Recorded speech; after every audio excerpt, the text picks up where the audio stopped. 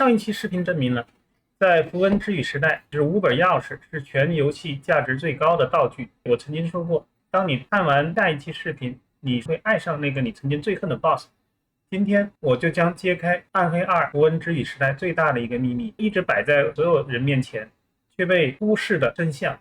這些掉落鑰匙的 BOSS 不僅是遊戲中投資回報率最高的，更是暗黑賭場裡的莊家。刷他們是把你從收益低迷的泥潭中拉出來，邁向高階內容的最佳捷徑。为了理解這一點，引入單次擊殺產值，簡寫為 RPK。邏輯非常簡單，它代表你每殺掉一個怪物，無論是小怪或者是最終 BOSS 所能賺到的期望收益。這就是單次擊殺產值的公式。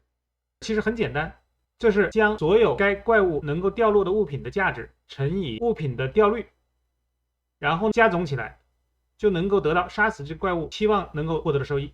为了方便大家查詢， Strong 遊戲基地開發了一個小工具，供大家免費使用。這裡是鏈接，你可以在這裡找到 RPK 的計算器。下面讓我們看一看各大 BOSS 的數據。RPK 排行榜，發現了什麼秘密了嗎？排行榜的前3名全都是鑰匙守護者，女伯爵、尼拉賽克、召喚者。為什麼他們能甩開其他 BOSS 幾條街？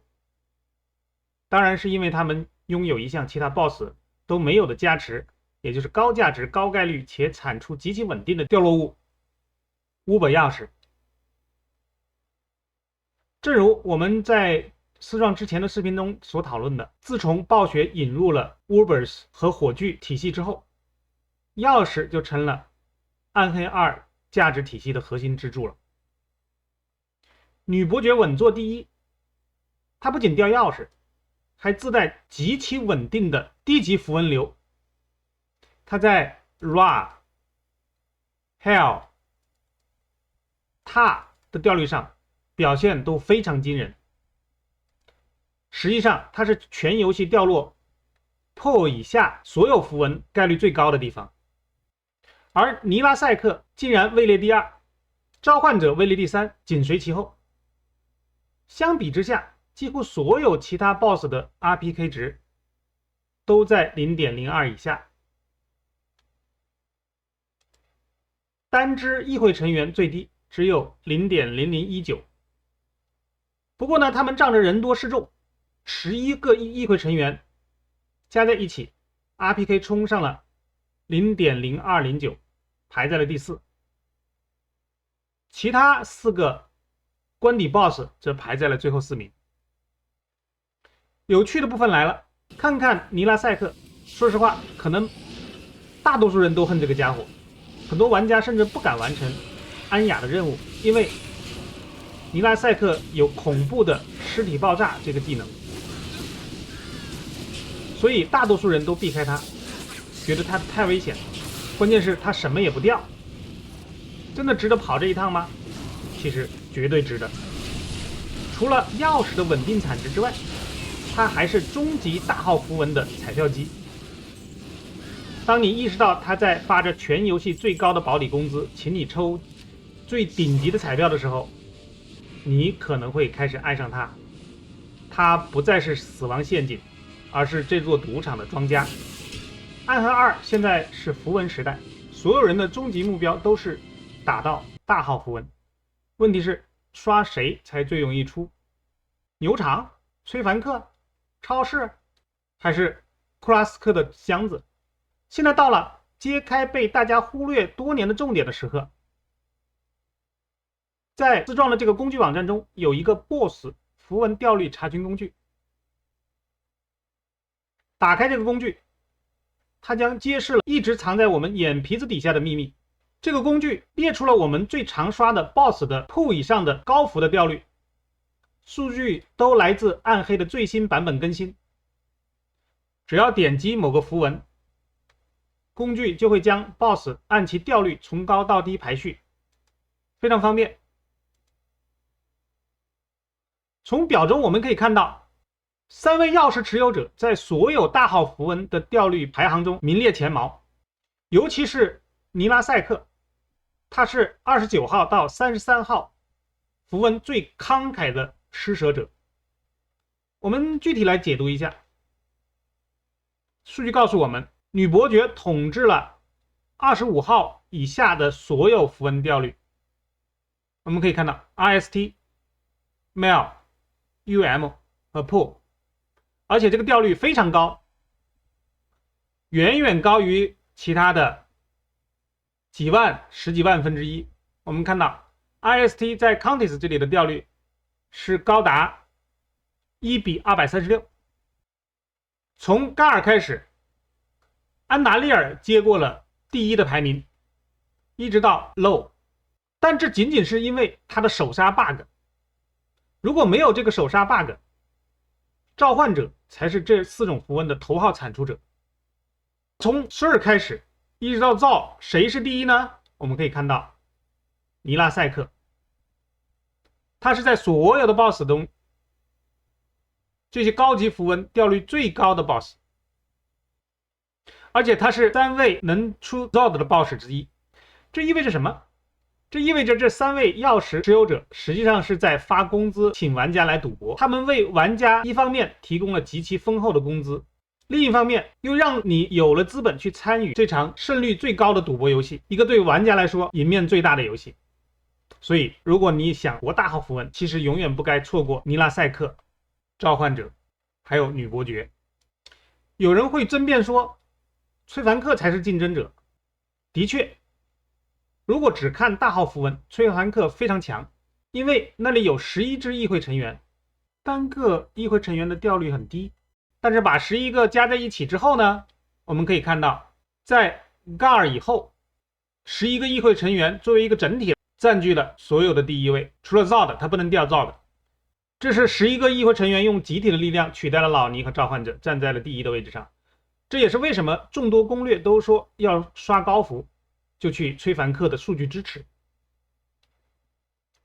但是請記住，議會成員可不友好，他們永遠不會給你發工資請你去賭博，你必須自掏腰包，用你最寶貴的資源，也就是時間去購買籌碼。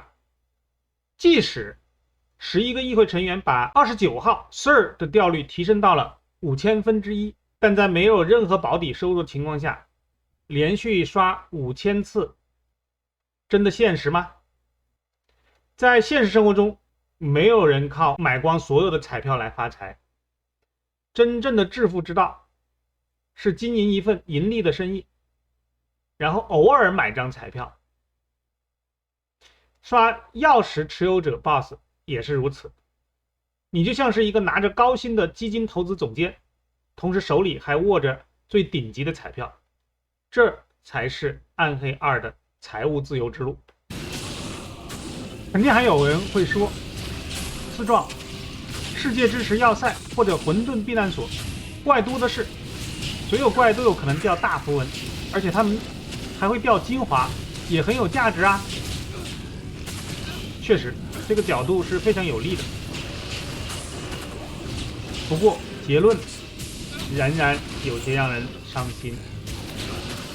斯壯公式3 RMAP 是衡量跑圖總收益的利器。這個公式很簡單，跑圖的總價值分成2部分，它等於可預測價值加上博彩價值。模型看起來是簡單，它的精髓在於我們如何簡化暗黑2的混沌系統。眾所周知，暗黑2從未公開過源代碼，地圖裡的怪物分布也是隨機生成的，這樣估算變得非常困難。通過分析和抽象之後，斯壯採用了一種巧妙而且高效的方式，就是將這個收益拆成2個邏輯路徑，從而讓我們能夠看透迷霧。首先，我們把調率在1%以上的物品劃分為可預測價值。我們在玩遊戲的時候，玩1-2個小時就確定能刷到。另外，我們把掉落率小於1%的部分合併為博彩價值。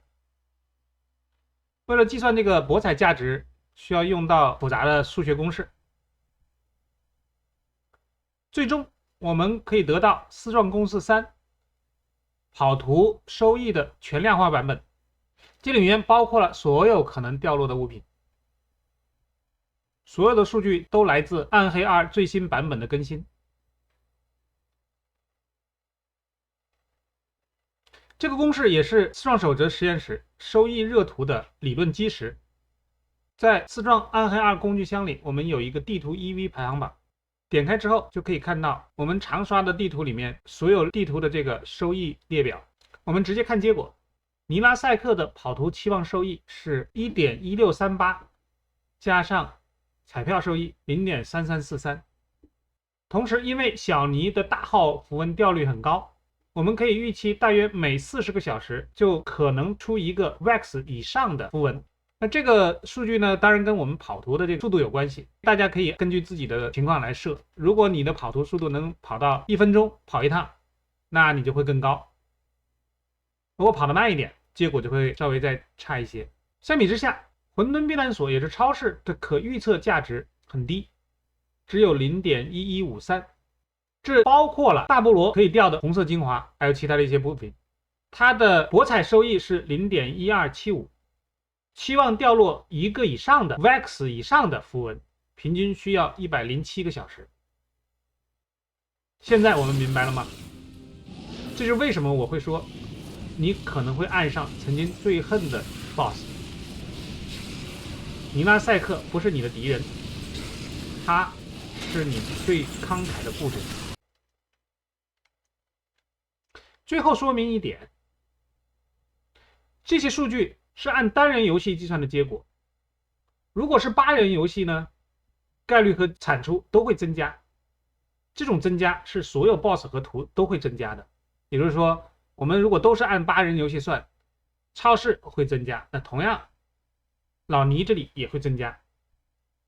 它們的比例是一樣的，因此並不改變它們的排名順序。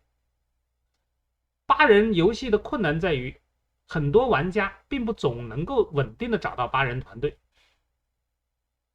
除非你有好多個朋友一起玩。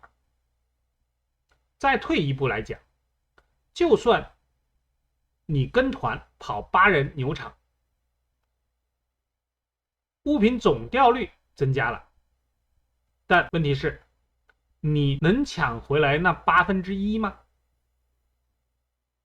這是一個很現實的問題。如果你只是跟在後面跑，你只能吃到經驗，物品就與你無緣了，只是幫別人提高掉率，跟你自己無關。當然，這也是新賽季等級衝在最前面的優勢。如果你能夠帶隊刷牛關，把8人遊戲的收益全部收入囊中，那你的總收益是有可能超過你去刷老尼和女伯爵的。因為其他跟跑的人都成了你的取款機，這揭示了為什麼鑰匙3巨頭才是符文之語時代真正的投資回報之王。每一位鑰匙 BOSS 都能夠提供約1個 IST 每小時的固定價值。更重要的是，他們還會送你衝擊終極大獎的彩票，而這些彩票的中獎率在普通 BOSS 當中是最高的。你現在開始喜歡尼拉賽克了嗎？到這裡，我們應該已經明白，刷鑰匙就是變富最快的捷徑。但到底有多快呢？如果我想要一件謎團，按照師壯的建議，需要刷多久呢？這3位 BOSS 的時間應該如何分配呢？在下一期視頻裡，師壯將推出一個全新的工具——符文之語刷寶規劃器。無論你想要哪件符文之語，它都能幫你計算。規劃器不僅會告訴你時間該如何在3個 BOSS 之間分配，還會提供非常清晰的交易計劃，讓你知道如何變現所有的掉落物，從而以最快速度做出你的符文之語。關注四壯守則遊戲基地，別錯過下一期視頻。